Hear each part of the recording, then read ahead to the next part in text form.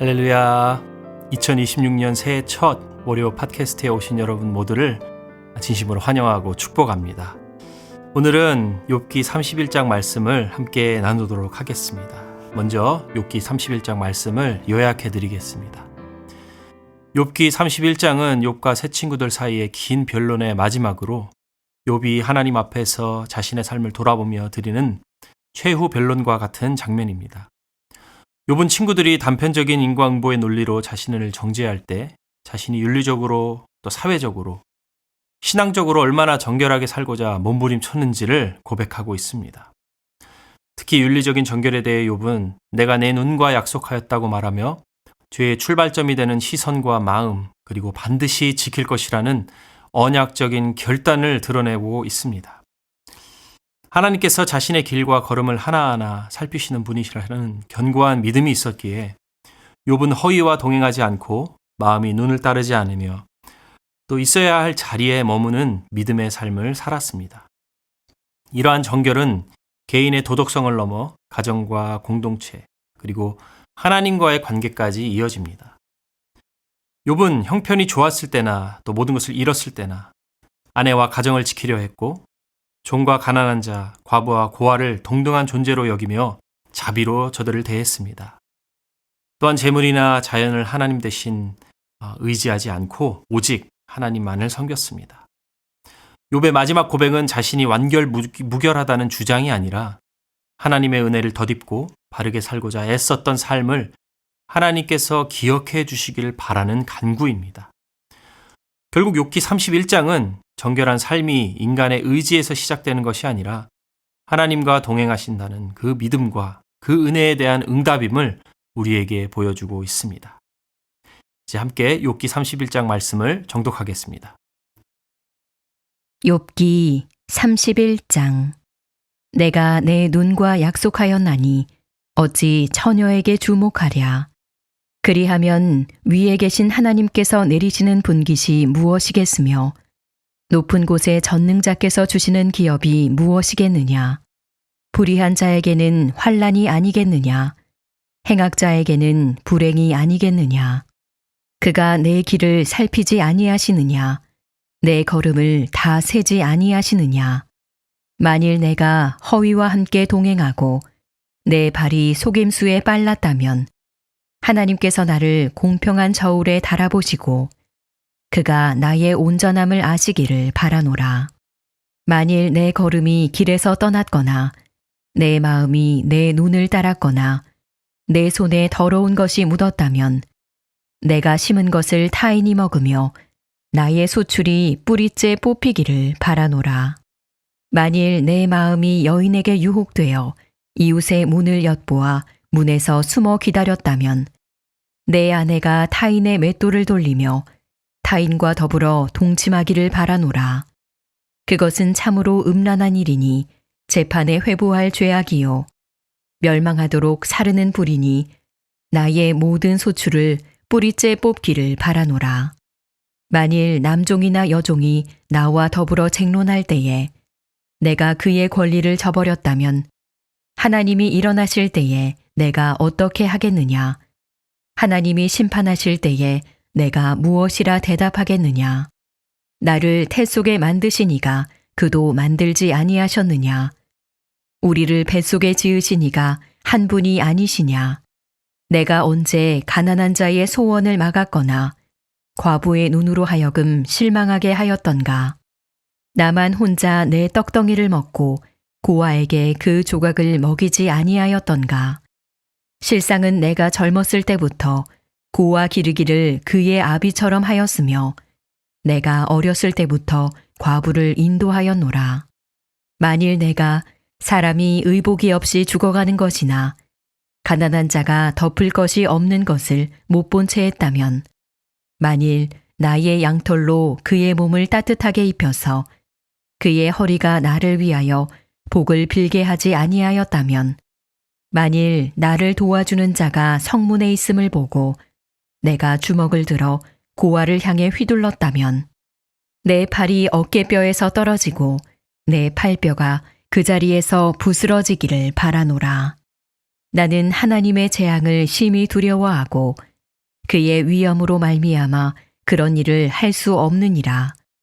만일 내가 내 소망을 금에다 두고 순금에게 너는 내 의뢰하는 바라 하였다면, 만일 재물의 풍부함과 손으로 얻은 것이 많음으로 기뻐하였다면, 만일 해가 빛남과 달이 밝게 뜬 것을 보고 내 마음이 슬며시 유혹되어 내 손에 입맞추었다면, 그것도 재판에 회부할 죄악이니 내가 그리하였으면 위에 계신 하나님을 속이는 것이리라.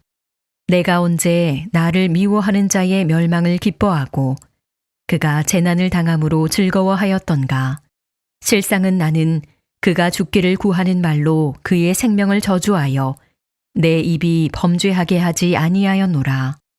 내 장막 사람들은 주인의 고기에 배부르지 않은 자가 어디 있느뇨 하지 아니하였는가. 실상은 나그네가 거리에서 자지 아니하도록 나는 행인에게 내 문을 열어주었노라. 내가 언제 다른 사람처럼 내 악행을 숨긴 일이 있거나 나의 죄악을 나의 품에 감추었으며, 내가 언제 큰 무리와 여러 종족의 수모가 두려워서 대문 밖으로 나가지 못하고 잠잠하였던가. 누구든지 나의 변명을 들어다오. 나의 서명이 여기 있으니 전능자가 내게 대답하시기를 바라노라. 나를 고발하는 자가 있다면 그에게 고소장을 쓰게 하라. 내가 그것을 어깨에 매기도 하고 왕관처럼 머리에 쓰기도 하리라. 내 걸음의 수요를 그에게 알리고 왕족처럼 그를 가까이 하였으리라. 만일 내 밭이 나를 향하여 부르짖고 밭일랑이 함께 울었다면, 만일 내가 값을 내지 않고 그 소출을 먹고 그 소유주가 생명을 잃게 하였다면, 밀 대신에 가시나무가 나고 보리 대신에 독보리가 나는 것이 마땅하니라 하고 욥의 말이 그치니라. 욥의 최후 변론이라는 제목으로 함께 하나님의 말씀 나누기를 원합니다. 욥기 31장은 3장부터 이어진 욥과 세 친구들과의 긴 변론의 이제 마지막 부분입니다. 특히 29장에서 31장이 욥의 변론인데, 29장은 욥이 자신의 지난날 형통했을 때를 회상하며 회복을 소망하는 모습에 대하여, 30장은 고난의 터널을 지나고 있는 현재의 처절함에 대한 욥의 고백, 그리고 오늘 본문 31장은 욥의 친구들이 자신을 정죄하려고 할 때 욥 자신이 얼마나 하나님 앞에서 정결하게 살려고 했었는지를 변론하고 있습니다. 그래서 오늘 본문 1절에서 12절은 윤리적으로, 그리고 13절에서 23절은 사회적으로, 그리고 24절에서 40절은 신앙적으로 욥이 정결하게 살려고 했던 그의 믿음의 몸부림을 우리에게 보여주고 있습니다. 오늘 본문 마지막 절인 40절에 욥의 말이 그치니라 이렇게 끝을 맺고 있는데요. 이 이후의 욥의 변론은 엘리후의 말과 하나님의 질문에 대한 짧은 답변 외에는 더 이상 나오지 않습니다. 그래서 31장은 욥의 최후 변론과도 같은 장입니다. 판사가 판결을 내리기 전에 피고에게 마지막으로 할 말이 있는지를 묻듯이 욥은 그의 마지막 변론을 하고 있는 것이죠. 피고의 최후 변론 때 대부분은 자기 자신에 대한 이야기를 합니다. 자신이 어떻게 해서 그런 죄를 지을 수밖에 없었는지를 최대한 감정적으로 말하며 가능한 가벼운 판결을 받으려고 합니다. 마찬가지로 욥은 오늘 본문을 통해 그가 윤리적으로, 사회적으로, 그리고 신앙적으로 정결하게 살기 위해 몸부림해 왔음을 증거해 보여주고 계시는데요. 이 내용을 세 부분으로 나누어 함께 살펴보면 좋겠습니다. 먼저 욥은 그의 최후 변론을 통해 그가 윤리적으로 정결하게 살기 위해 몸부림했음을 변론합니다. 오늘 본문 1절과 2절 말씀에 내가 내 눈과 약속하였나니 어찌 처녀에게 주목하랴. 그러면 위에 계신 하나님께서 내리시는 분깃이 무엇이겠으며 높은 곳에 전능자께서 주시는 기업이 무엇이겠느냐. 아멘. 욥은 그의 마지막 변론을 하며 그가 자신의 눈과 약속을 맺었다고 합니다. 여기서 약속은 히브리 원어로 베리트라고 하는데 그 뜻이 언약입니다. 언약은 마치 계약과 같은 의미인데 구약시대에 두 사람이 계약을 할 때 제물로 드려진 짐승을 둘로 쪼개놓고 그 사이를 지나갑니다. 계약을 어기면 둘로 쪼개어진 짐승처럼 자신도 그렇게 되어도 좋다는 것에 동의하는 것입니다. 그런데 욥은 그 약속을 자기 눈과 했다고 말합니다. 에덴 동산의 선악을 알게 하는 열매가 달린 나무가 동산 중앙에 있었습니다. 그것은 아담과 하와가 그 선악과를 늘 보았다는 뜻입니다. 하지만 그들이 그것을 먹고 싶다고는 생각하지 않았기 때문에 처음에는 그 선악과가 눈에 들어오지 않았습니다. 그러나 뱀의 눈에 눈이 멀어, 유혹의 눈이 멀어 선악과의 열매를 보았더니 이전과는 완전히 다르게 보였습니다. 먹음직스럽고 보암직스럽고 지혜롭게 할 만큼 탐스러워 보였고 결국 그들은 돌아올 수 없는 죄의 강을 건너버리고 맙니다. 그만큼 인간의 보는 눈은 너무나 연약한 것이죠. 그런데 욥이 자신의 눈과 언약을 맺었다고 합니다. 그것이 무슨 뜻일까요? 욥이 눈의 유혹에 넘어가지 않고 거룩함과 정결함을 끝까지 지킬 것이라는 그의 굳은 결심을 보여주는 것입니다. 특히 그가 여인에게 눈으로 죄를 짓지 않겠다고 하는 것은 그의 강한 신앙적인 결단을 보여줍니다. 욥은 하루 만에 모든 재산을 잃고 10명의 자녀들도 잃었습니다. 욥의 몸에는 악창, 종양까지 가득했죠. 그런데 욥이 잃지 않은 것이 하나 있었는데 바로 욥의 아내였습니다. 근데 욥의 아내는 남편 욥에게 이래도 당신은 신실함을 지키십니까? 차라리 하나님을 저주하고 죽는 것이 낫겠습니다. 라며 남편 욥을 비난했습니다. 그럼에도 욥은 아내를 포기하지 않았습니다. 모든 시험의 바람이 그친 후에 욥의 모든 상황이 완전히 바뀌는데 욥의 재산은 2배가 되었고 그에게 처음과 동일하게 아들 7과 딸 3이 태어났습니다. 그런데 욥을 그렇게 비난했던 욥의 아내가 바뀌었다는 말은 없습니다. 사람들은 갑자기 복권 같은 것들, 이런 것들에 당첨돼서 많은 돈이 생기게 되면 배우자와 이혼부터 한다고 합니다.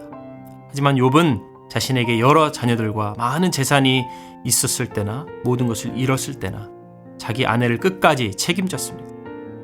욥이 자신의 정결함을 끝까지 지키려고 한 것은 가정을 버리게 되면 그것이 하나님 앞에 죄라는 사실을 잘 알았기 때문이었습니다. 그래서 욥은 그의 눈과 약속하며 자신의 거룩함과 정결함을 지켰던 것입니다. 또한 욥은 본문 4절에 자신의 눈과 약속을 해야 하는 이유를 이렇게 말합니다. 그가 내 길을 살피지 아니하시느냐, 내 걸음을 다 세지 아니하시느냐. 욥이 하나님께서 자신의 길을 살피시고 자신의 걸음을 다 세신다고 말한 것은 하나님이 자신의 삶에 무관심하여 멀리 떨어져 계신 분이 아니라 늘 그와 동행하시며 모든 크고 작은 일에 함께 하심을 욥이 믿었다는 뜻입니다. 누군가 다른 사람이 우리의 삶을 아주 관심 있게 집중하여 지켜봐도 그것이 동기부여가 될 수 있고 또 삶이 달라질 수 있을 텐데 하물며 하나님께서 우리 인생의 걸음을 다 세시며 우리와 동행하신다는 사실을 우리가 믿는다면 어떻게 우리의 삶이 달라지지 않을 수 있겠습니까?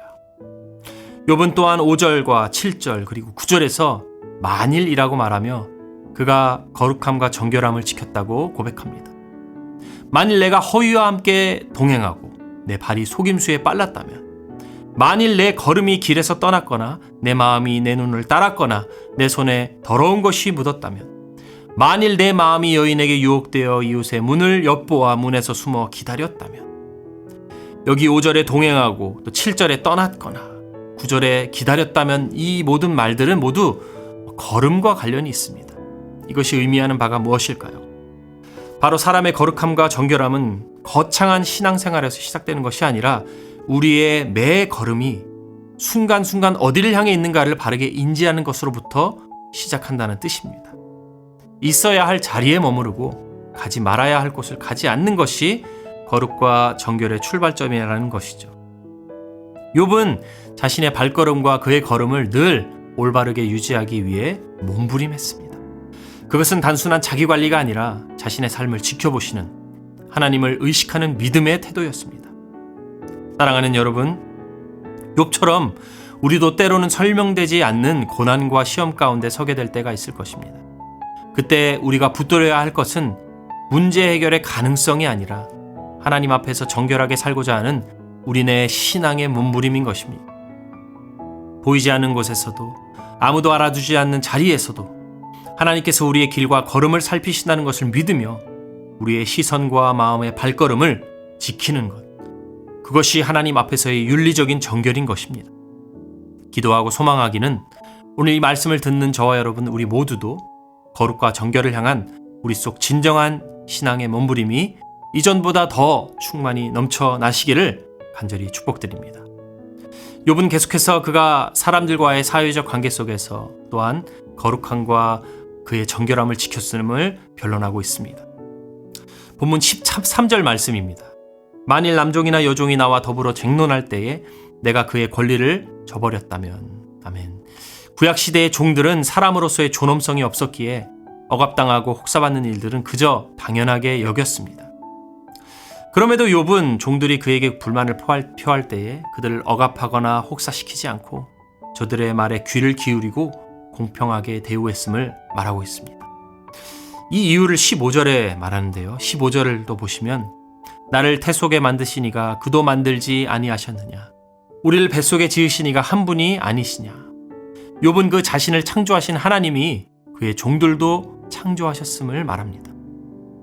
특히 욥은 그와 그의 종을 우리라고 말하며 저들의 인간의 존엄성을 인정해주고 평등하게 대해주었음을 보여주고 있습니다. 또한 16절에도 내가 언제 가난한 자의 소원을 막았거나 과부의 눈으로 하여금 실망하게 하였던가 라고 변론하며 그가 가난한 사람들이 도와달라고 할 때 거절하지 않았고 살 길이 막막한 과부를 못 본 채 한 일도 없었다고 말합니다.